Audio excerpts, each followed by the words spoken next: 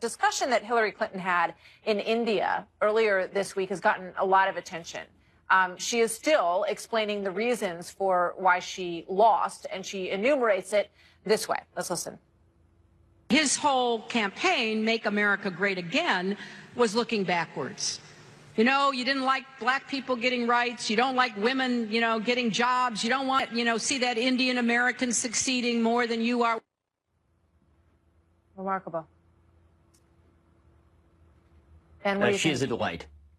I mean, she's absolutely a delight. I mean, the wonderful thing about Hillary Clinton is she is, number one, the worst candidate in American history, bar none. And she demonstrates that every day. She's blaming everybody but herself for an election loss that was entirely her fault. I mean, this is the most winnable election of all time for Democrats, and somehow they blow it because Hillary Clinton is doing exactly this, right? She's blaming half the American population and suggesting that they're a bunch of rubes who have to still go to bathroom in the outhouse and that they hate brown people. And by the way, there are only 2 states in the United States that have had Indian American governors, and both of those states are red states that voted for Donald Trump, South Carolina and Louisiana, right? Nikki Haley is sitting in the UN right now as ambassador from the United States, an Indian American woman in the Trump administration. So I'm waiting to hear her actual argument again, as opposed to everybody who voted for me, voted against me is terrible, and everybody who voted for me is therefore virtuous. By the way, that wasn't even the worst argument she made. The worst argument she made is that white women who are married voted against her because their husbands were going to bully them or bring home the whooping stick and tell old Marge that you better get out there and vote for Trump. I mean, that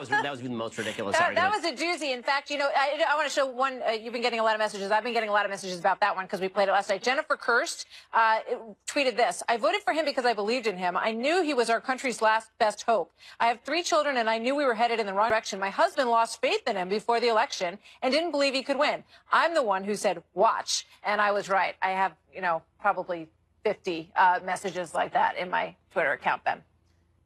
Again, for all of the feminists out there who say that women are fully capable of making autonomous decisions, I ask you, why are you not condemning Hillary Clinton today for suggesting that married women are not capable of making those autonomous decisions? By the way, statistically speaking, none of this makes sense. The reality is the reason why married people tend to vote Republican more often than non-married people is because married people are a self-selected group who tend to be more conservative and tend to be more religious, number one. And number two, marriage does change you because now you have to start thinking about kids. You have to start thinking about how much money you want to save on taxes. You have to start thinking about where you send your kids to school.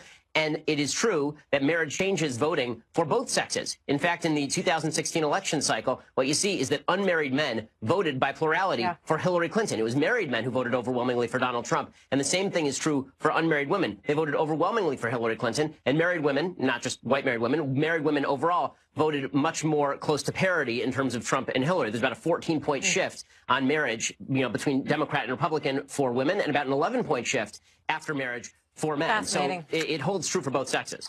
Ben, thank you. Always good to see you. Ben Shapiro, thanks for being here. Thanks a lot.